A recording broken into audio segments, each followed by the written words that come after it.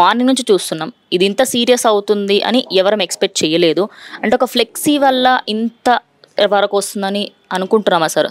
అంటే తప్పు జరిగిందమ్మా. తప్పు ఎవరిది అని పాయింట్ తర్వాత తప్పు పెట్టిన వాళ్ళ అభిమాన ఫ్యాన్స్దా, జూనియర్ ఎన్టీఆర్ ప్రమేయం కాదు. నా ఫ్లెక్సీలు పెట్టండి జూనియర్ ఎన్టీఆర్ చెప్పడం అలాంటి కుసంస్కారం కాదు. ఆడెవడో ఫ్యాన్స్ బుద్ధి జ్ఞానం లేని అర్ధజ్ఞానం అజ్ఞానులు చెత్తనా కొడుకులు ఎవరో వాళ్ళు పెట్టినది. సభ్యత సంస్కారం ఉండాలి. అక్కడ సమాధి దగ్గర ఎవరు ఫోటోలు పెడతారమ్మా? చనిపోయిన వ్యక్తి చెప్తారు. మహనీయుడు సమాధి, ఆ మహానుభావుడు యొక్క సమాధి దగ్గర నీ ఫోటోలు నా ఫోటోలు పెడతారా? బుద్ధి ఉండాలి. అడిగి ఎవడో పెట్టిన సన్నాసి ఎవడో బాలయ్య కనుక ఆ ఫ్లెక్సీ తీసేయమన్నాడు. నేనైతే చెప్పు తెగేదాకా కొట్టేవాడిని. మన సంస్కారం ఏంట్రా, మన సభ్యత ఏంట్రా, బుద్ధి జ్ఞానం ఉందంటారా మీకు? ఓ మహనీయుడు సమాధి దగ్గర మీ ఫ్లెక్సీలు పెడతారంటారా అని చెప్పు తెగేదాకా కొట్టేవాడిని నేను. బాలయ్య కనుక తీసేయడం అన్నాడు. బుద్ధి ఉండాలి. మన సంస్కారం ఏంటి, మన సభ్యత ఏంటి, మన విలువలు ఏంటి తెలియాలి. మహనీయుడు మహానుభావుడు, ఆయన వర్ధంతి, ఆయన పుష్పగుచ్చం పెట్టి వస్తాం. నా ఫోటోలు పెట్టి నీ ఫోటోలు పెట్టి హంగామా చేస్తారు. నువ్వేం చచ్చిపోయి ఉన్నావు? సమాధి దగ్గర దేవాలయాల్లో దేవుడు బొమ్మలు పెడతారమ్మా. సమాధుల మీద చచ్చిపోయిన వాళ్ళ ఫోటో పెడతారమ్మా. నువ్వు బతికుండగా మీ అభిమానం పాడుగాను బుద్ధిజనం బతికుండగా జూనియర్ ఎన్టీఆర్ ఫోటో తీసుకొని సమాధి దగ్గర పెడతారండి. బుద్ధి ఉండదురా మీకు? ఆ ఫ్యాన్స్ ఎవరో బుద్ధి కడుపుకు అన్నం తింటున్నారు, ఏం తింటున్నారు? ఏమాత్రం ఈ విజ్ఞానం ఇంగిత జ్ఞానం లేని సన్నాసులు వాళ్ళు చేసిన పని ఇది. వాళ్ళు చేసిన పనులు అనవసరంగా రచ్చ అవుతుంది. అది బాలయ్య చేసింది 200% కరెక్ట్. అంటే ఓవరాల్గా బాలయ్య గారు చెప్పిన విధానం కూడా తీసివేయండి అని చెప్పేసి కూడా సీరియస్గా చెప్పారు. అండ్ అవి కూడా కొంచెం ఊరవతల వాడేయడం జరిగింది. నేనైతే చెప్పు తీసి కొట్టేవాడు, అంత కోపం వస్తుంది. తప్పు కదమ్మా. రీజన్ ఏంటంటమ్మా? మహనీయుడు సమాధి దగ్గర నీ ఫోటో పెట్టడం ఏంటమ్మా? బుద్ధి ఉండాలి కదా. ఎన్టీఆర్ గారికి తెలియకపోవచ్చు కదా. ఆయన ఎన్టీఆర్ తప్పులేదమ్మా. ఎన్టీఆర్ విషయం లాగకూడదు, వీళ్ళు లాగుతున్నారు. కానీ ఎన్టీఆర్ ఫ్యాన్స్ మూర్ఖులు, వాళ్ళు చేస్తున్న పని. అందుకనే ఫెనటిక్స్ అనే ఫ్యాన్స్ అనేవాళ్ళు ఫెనటిక్స్ అనే పదం నుంచి వచ్చింది ఫ్యాన్స్. ఆ ఫెనటిక్స్ అంటే మూర్ఖులు. ఈ మూర్ఖులు చేసే పనుల వల్ల వచ్చే సమస్యని జూనియర్ ఎన్టీఆర్ ఎందుకు చెప్తారు నా ఫోటోలు పెట్టమని? వాళ్ళేదో జూనియర్ ప్రమేయం లేకుండా వాళ్ళు తీసుకొచ్చి పెట్టేస్తారు. అది జూనియర్ ఎన్టీఆర్ తెలుసో తెలీదు, చూశాడు. ఒకవేళ చూసినా పట్టించుకుని ఏదో పెట్టారు అనుకుని ఉండొచ్చు. కానీ బాలయ్య కుటుంబం ఇంటి పెద్దగా ఒక నందమూరి వారసుడుగా తప్పు, ఇది జరగకూడదు, ఇలాంటి పని చేయటం తప్పు అన్నాడు. ఆగ్రహం తీసేయండి అన్నాడు. తప్పులేదు దాంట్లో. తీసేయమని అంటంలో అదేదో తప్ప. అది జూనియర్ ఎన్టీఆర్ కాదు, ఇంకెవరిదైనా సరే బాలయ్యది పెట్టినా తీసేయాలి. అదే చోట్ల బాలయ్య ఫోటో పెట్టినా నేను ఇవాళ ఇదే మాట్లాడేవాడిని. పెద్ద ఆయన దగ్గర మీ ఫోటోలు ఏంటి, పెద్ద ఆయన సమాధి దగ్గర మీ ఫోటోలు ఏంటి, బుద్ధి ఉందా తిట్టేవాడిని నేను. బాలయ్య జ్ఞానం ఉంది కనుక తన ఫోటోలు పెట్టలేదు, ఊరిని తీసేయమన్నాడు. చాలా తప్పు అది. ఈ ఫ్యాన్స్ చేసిన తప్పు అది. ఫ్యాన్స్ దానికి రాజకీయం చేయడం, కుటుంబానికి సంబంధించిన కుటుంబ గౌరవం కాపాడటం, ఇది కుటుంబ సంస్కారాన్ని నిలబెట్టడం, సభ్యతకి నిదర్శనం ఈ సన్నివేశం. అలాగే పెట్టిన ఫొటోస్లలో కూడా యమదొంగలో జూనియర్ ఎన్టీఆర్ గారు చేసిన క్యారెక్టర్ అండ్ ఒకప్పుడు యమధర్మరాజుగా సీనియర్ ఎన్టీఆర్ గారు చేసిన క్యారెక్టర్ని హైలైట్ చేశారు. అంటే నటన పరంగా వీళ్ళిద్దరూ సేమ్ అన్నట్టుగా కూడా తీసుకెళ్ళేట్టుగా అక్కడ ఫ్లెక్సీలు పెట్టడం జరిగింది. అదేమైనా ఫ్యాన్ ఫైర్ అయ్యేటట్టుంది అనుకుంటున్నాను. ఏమవుదమ్మా ఈ సన్నాసులు చేసే పనులకి ఫ్యాన్ ఫైర్ అయ్యేది ఉందా? ఏం ఫైర్ అవుద్ది? వాళ్ళు చేసిన తప్పు బుద్ధి జ్ఞానం ఉన్నాడు ఎవరైనా ఖచ్చితంగా ఆ ఫ్యాన్స్ చేసిన విషయం తప్పు. ఫ్యాన్స్ తప్పు. ఇక్కడ జూనియర్ ఎన్టీఆర్ని కూడా తప్పు పట్టడానికి లేదు. జూనియర్ ఎన్టీఆర్కి తెలియకపోతే ఎందుకు తెలుస్తుంది? ఈ ఫ్యాన్స్ చేసే సన్నాసి విషయాలని ఆయనకు తెలుస్తాయి, తెలియదు కదా. ఒకవేళ అడిగితే సార్ మీ ఫ్లాక్సీ పెట్టడం ఖచ్చితంగా జూనియర్ ఎన్టీఆర్ కూడా చేసే అలాంటివి వద్దని అనేవాడు. ఎందుకంటే అతను సభ్యత సంస్కారం ఉన్న వ్యక్తి పిల్లాడు, అలాగే అనేవాడు. అదే విధంగా అది వీళ్ళు ఈ ఫ్యాన్స్ చేసే దౌర్భాగ్యం ఇది. అది బాలయ్యది తప్పు కాదు, ఎవరికి ఈ ఫ్యాన్స్ తప్పు. వాళ్ళని చెప్పు తీసుకుని తనాలంతే. బాబాయ్కి అబ్బాయికి గొడవలు ఉన్నాయి, అందుకే ఈ వర్ధంతి సందర్భంగా ఇలాంటి మాటలు ఆయన మాట్లాడడం జరిగిందని చెప్పేసి కొంతమంది ఫ్యాన్స్ అయితే అంటున్నారు. మరి దాని గురించి ఏమంటారు? ఈ పని పాట లేని ఫ్యాన్స్, ఊరిని పని పాట లేని మూర్ఖులు సన్నాసులు చేసే పనులు. బాబాయ్కి అబ్బాయికి ఏంటి గొడవ అమ్మా? ఏం బాబాయ్ వల్ల అబ్బాయి కెరియర్ దెబ్బతింటుందా, లేదా అబ్బాయి కెరియర్ వల్ల అబ్బాయి వల్ల బాబాయ్ కెరియర్ దెబ్బతి? ఏముంది? ఎవరు ఆస్తులు వాళ్ళకు ఉన్నాయి, ఎవరు ఇవ్వాల్సి వాళ్ళకి ఇచ్చేశారు. ఇంకా ఈ పిల్లలు వాళ్ళు సంపాదించుకుని ఏమి ఏమిటి బాబాయ్ బాయ్కి తేడా ఉంటారు కారణాలు. ఊనే పని పాటలేని సన్నాసులు కూర్చుని ఊనే సోషల్ మీడియాలో కిలకటం తప్పితే, దౌర్భాగ్యులు చేసే పని తప్పితే ఏమీ గొడవలు లేవు. ఏమి గొడవ? రాజకీయాల గురించి మాట్లాడతారు. రాజకీయాల గురించి మాట్లాడతారు. రాజకీయాలు జూనియర్ రెడ్డి ఏమైనా రాజకీయ జీవితంలో ఉన్నాడా? లేదు. అతని జీవితం సినిమా, యాక్టింగ్, మహత్తరమైన కెరీర్లో ఉన్నాడు. 20 ఏళ్ళు అనర్గళమైన జీవితం ఉంది అతనికి. ఇంటర్నేషనల్ కెరీర్ ఉంది. అతను రాజకీయం తన జీవితం అనుకోవట్లా. సినిమానే తన జీవితం అనుకుని నడుస్తున్నాడు. సినిమానే తన జీవితం. తను నమ్ముకున్న ప్రొడ్యూసర్లు, తను నమ్ముకున్న డైరెక్టర్లు, తన చుట్టూ ఉన్న వాళ్ళకి న్యాయం చేయాలి, వాళ్ళ కోసం కష్టపడాలి. ఎందుకంటే వాళ్ళ సినిమా అంటే 100 కోట్ల పైన జూనియర్ ఎన్టీఆర్ తోటి అంటే అంత రేంజ్కి వెళ్ళిపోయింది. కనుక అంత ఖర్చు పెడుతున్నారు. వాళ్ళ మీద బాధ్యత తీసుకున్నాడు. ఒక్కొక్క పాత్రకి ఎలా తను తయారవ్వాలో టైం తీసుకుని తయారవుతున్నాడు. సో తన జీవితం రాజకీయం కాదు, తన జీవితం సినిమా. లోకేష్ జీవితం రాజకీయం. లోకేష్ని ఎందుకు యాక్ట్ చేయట్లేదు? రామారావు గారు మనోడే కదా. లోకేష్ని యాక్ట్ చేయడానికి, సినిమా స్క్రీన్లోకి రావడానికి అడ్డుపడతారంటే ఎంత అసహ్యంగా ఉంటుంది. అట్లాగే ఇతను రాజకీయానికి రావడానికి ఎవరు రాజకీయానికి జూనియర్ ఎన్టీఆర్ వస్తారంటే అడ్డుకునే శక్తి ఎవరికి లేదు, అడ్డుకునే బలం ఎవరికి లేదు, వద్దనే అవసరం ఎవరికి లేదు. ఇవాళ రాజకీయాలకు అతనే వద్దనుకుంటున్నాడు. ఓపెన్గా చెప్పాడు అనేకసార్లు. ఈ ఫ్యాన్స్కి బుద్ధి లేదు కానీ అనేకసార్లు చెప్పాడు, నాకు రాజకీయాలకి ఏదో అభిమానం కొద్దీ ప్రాపకాండకి ఏదైనా వెళ్తే 1-2 రోజులు వెళ్ళొచ్చే కానీ నాకు రాజకీయాలకు సంబంధం లేదు, నాకు పార్టీకి సంబంధం లేదు, అభిమానంగా వెళ్ళడం తప్పితే నేను నా జీవితం, నా కెరీరు, నా సినిమాను 100 మాటలు చెప్పారు. నా వయసుకి, నా అనుభవానికి ఈ సీఎం అనే మాట ఎప్పుడో ఆ మధ్య ఫ్యాన్స్ అయితే కూడా అలాంటి మాటలు అనొద్దని తిట్టాడుతాను. అయినా వీళ్ళకి బుద్ధి లేదు. ఈ అభిమానులు అనే పేరులో అందరూ కాదు, అభిమాని అనే పేరులో కొందరు మునమోపులు ఉంటారు, సన్నాసులు, అర్థజ్ఞానము, అజ్ఞానము, వివేకం లేని వాళ్ళు చేసే పనులు. అంతే తప్పితే వాళ్ళకి రాజకీయాలు జూనియర్ ఎన్టీఆర్ రాను అంటూ ఉంటే అతను పక్కన పెడుతున్నారు. ఏం అర్థం ఉందా మాట్లాడలో? అవును సార్, మీరు అన్నట్టు చాలా మటుకు కొన్ని స్టేట్మెంట్స్ వచ్చాయి. జూనియర్ ఎన్టీఆర్ని పక్కకు పెడుతున్నారు. అందుకే ఇవాళ కూడా అలా ఫ్లెక్సీలు తీసేయించడం జరిగింది. బాలయ్య కొంచెం ఫైట్స్ ఉన్నాయి, పొలిటికల్గా ఆయనను రానివ్వద్దు అని చెప్పేసి ఆపుతున్నారు అన్నట్టుగా ప్రచారం చేస్తారు. నేను రానుముర్రు అంటే రానివ్వద్దు అంటున్నారు. అది కనీసం అదే చెప్తాను, మినిమం నాలెడ్జ్ ఉండాలి మాట్లాడేటప్పుడు. వాళ్ళు మాట్లాడే సన్నాసులు ఎవరో బుద్ధిజ్ఞానం లేని వాళ్ళు.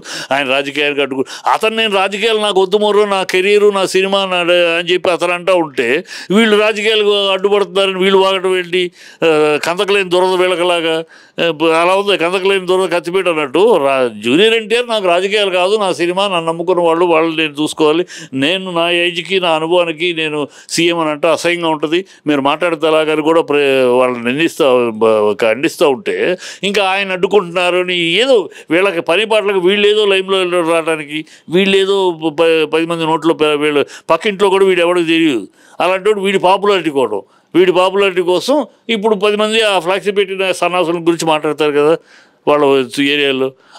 అందుకోసం తాపత్రయపడే దౌర్భాగ్యులు తప్పితే నిజంగా ఆ ఫ్లెక్సీలు పెట్టిన సన్నాసులు ఎవరో నిలబెట్టి చెప్పు తెగేదాకా కొట్టాలి.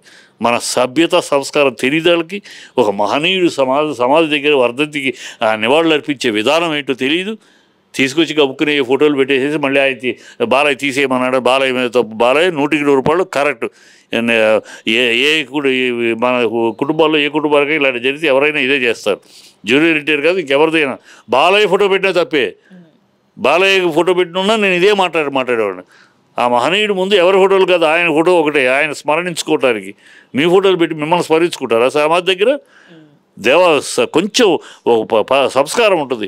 దేవాలయంలో దేవుని ఫోటోలు ఉంటాయి, సమాధుల్లో చచ్చిపోయిన వాళ్ళ ఫోటో ఉంటాయి. అది సార్ ఓవరాల్గా అంటే మాట తీరు పరంగా చూసుకున్నా కూడా చాలామంది ఏమనుకుంటారు అంటే ఎన్టీఆర్ గారు ఫ్యూచర్లో ఇన్ కేస్ ఆయనకి రావాలని ఇంట్రెస్ట్ లేకపోయినప్పటికీ పాలిటిక్స్లోకి ప్రతి ఇన్సిడెంట్లో ఆయనని పాలిటిక్స్లోకి లాగాలి అని చూస్తూ ఉంటారు. అలాగే వీళ్ళెవరికి మాట్లాడడం రాదు.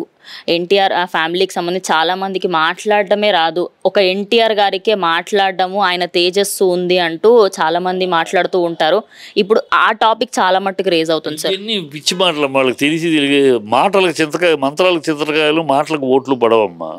రామారావు గారు కేవలం మాటలు బట్టి ఓట్లు పడ్డాయా? కాదు. రామారావు గారు ఆయన ఏమి చేయబోతాడు, ఏమి చేస్తే నేను వస్తే ఏం చేస్తాను, నేను వస్తే ఏం చేయగలను అవి మాట్లాడాడు ఆయన. అవి ₹2 కిలో బియ్యం అన్నాడు, ఆడపిల్లలకి ఆస్తిలో హక్కు అన్నాడు, ఇవన్నీ మాట్లాడాడు ఆయన. పఠాన్ ముస్లిం ఇది మనసబు కారణాలు తీసేస్తా అన్నాడు. అవన్నీ ప్రజలు నమ్మారు, ఆ మార్పులు నమ్మారు ప్రజలు. ఈ మార్పులతో ప్రజలు ఆ విషయాల్లో ప్రజలు అనుభవిస్తున్న బాధల్ని ఆయన తీరుస్తానన్నాడు, నమ్మారు. ఆయన మీద నమ్మకం ఉంచారు, వచ్చాడు, ఆయన చేశాడు. ఆటలు నమ్మారు. కానీ ఈయన రామారావు గారు కేవలం స్పీచ్లు బట్టి ఓట్లేశారంటే వాళ్ళ పరిజ్ఞానం ఎంతో అర్థమవుద్ది. రామారావు స్పీచ్లు బట్టి ఆయన నేను వస్తే ఇది చేస్తాను, ఆ రోజు వస్తే ఈ జూనియర్ ఎన్టీఆర్ ఏం చెప్తారు, తర్వాత ఆ రోజు లేదు, ఇప్పుడు లేదు, ఇప్పుడేమీ తన రాజకీయాలకు రావట్లేదు. వచ్చి మాట్లాడినంత మాత్రం కూడా, ఎందుకంటే ఏజ్ చిన్న ఏజ్, ఈ ఏజ్లో ఎవరో అంగీకరించరు కూడా పెద్దలు. ఫ్యాన్స్గా ఈ కోతికత్తులు వీళ్ళు వేయచ్చేమో, కానీ జనాలు, పబ్లిక్ జనాలు ఈ వయసులో చిన్నపిల్లాడు అప్పుడే ఎందుకు అని అంటారు. ఇప్పుడు అందుకని అతను విజ్ఞతతో, చాలా తెలివిగల మనిషి జూనియర్ ఎన్టీఆర్. చాలా విజ్ఞతతోటి నాకు రాజకీయాలు వద్దు, నేను ఏదో 1-2 ఇంపార్టెంట్ మీటింగ్లకు వెళ్ళడం, ప్రచారానికి వెళ్ళడం తప్పితే పార్టీ రాజకీయాలతో నాకు సంబంధం లేదు. నాకు సినిమా కెరియరు, నన్ను నమ్ముకున్న డైరెక్టర్లు, ప్రొడ్యూసర్లు ఎంతోమంది ఉన్నారు, వాళ్ళందరూ కోట్లు పెట్టి తీస్తారు, వాళ్ళ మీద బాధ్యత నాకుంది అని అంత సుగుణంగా చెప్పాడు. అతను చెప్పిన దాన్ని కూడా ఇంకా వీళ్ళు మాట్లాడితే, రాజకీయాలు అనేది ఎప్పుడు వస్తాడు నాకు తెలిసి, ఇప్పుడప్పుడే రాడు. ఫ్యూచర్లో ఎప్పుడు అంటే, ఈ తెలుగుదేశం అనేది పతనావస్థకు చేరితే, ఈ చంద్రబాబు హయాంలో ఈ తెలుగుదేశం పుట్టగతులు లేని స్థితికి దిగజారిపోతే, అప్పుడు దాన్ని బతికించడానికి మా తాత జెండా, మా నాన్న జెండా అని అప్పుడు రావచ్చు. మా తాత జెండా, మా తాత జెండా అని అప్పుడు రావచ్చు తప్పితే, ఈ లోపల పార్టీ బతుకుతుంది, దాని పార్టీ పోరాటం చేస్తుంది, అధికారంలో వస్తుంది, అధికారంలో పోతుంది, అది రాజకీయ ప్రక్రియ జరుగుతూ ఉంటుంది. He is not interested on that.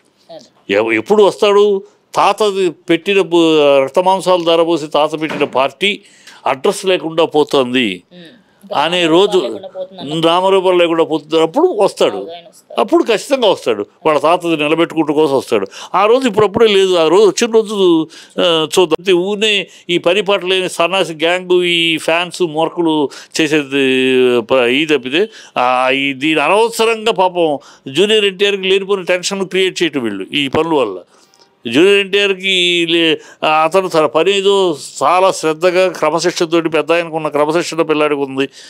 ఏ పాత్ర చేస్తున్నాడో ఆ పాత్ర తగినట్టు బాడీని అన్నింటినీ చేసుకుంటాం, ఆ శ్రమ పడటం, కష్టపడి సినిమాని మంచి సినిమా చేసుకునే తాపత్రయపడుతున్నాడు. అది ఆ కెరీర్ అట్లా వదిలేయాలి. దాన్ని అతను లాగి అనవసరంగా హింసపెట్టి మీ గుల కోసం ఆయన ఎందుకు కత్తికిలేని కందకలేని దురద కత్తికెందుకని, ఆయన నాకు రాజకీయాలు కాదు బరో, నా జీవితం సినిమా అంటే ఇది మీకెందుకని. లోకేష్ రాజకీయాల జీవితం, లోకేష్ తిరుగుతాడు అంతే. లోకేష్ అటు చూపిస్తూ అటు వెళ్ళాడు, అటు తిరుగుతాడు, మంచిగా సక్సెస్ అవుతాడు, ఫెయిల్ అవుతాడు, అది పోతాడు. ఇక్కడ ఇతను సక్సెస్లో ఉన్నాడు సినిమా ఫీల్డ్లో.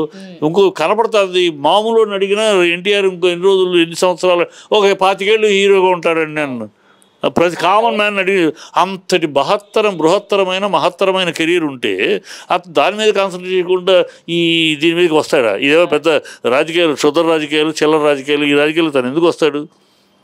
ఇది తిట్టుకుంటారు. ఇప్పుడు మీరు వెళ్తున్నారు పాదయాత్రలు, ఒకళ్ళు తిట్టుకుంటే తప్పితే ఏమైనా పాదయాత్ర, రామారావు గారి పాదయాత్రకి రామారావు గారి రాజకీయానికి పోలికేంటి? ఆయన ఒట్టి అరుపులు కేకలు కాదు, తిట్లు బూతులు కాదు ఆయన చేసింది.